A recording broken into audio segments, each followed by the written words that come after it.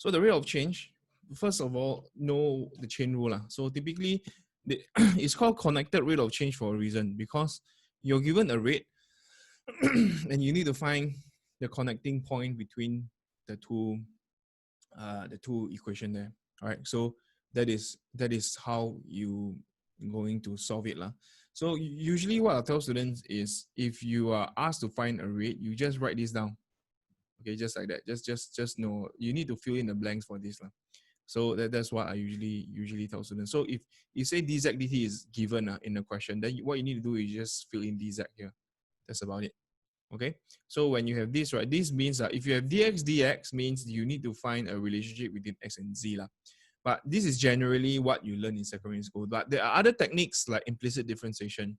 Okay, so when you're doing application of differentiation question or any kind of differentiation like Korean or whatnot, you must understand that by default, implicit differentiation is your differentiation technique. So what do we mean by that? So for example, if you are given y, say if you're given y equals to square root 1 plus ln 1 plus x to differentiate, find the Maclaurin series of this. The first thing you should do is never ever differentiate this straight. Rather, you should just rearrange it and then differentiate.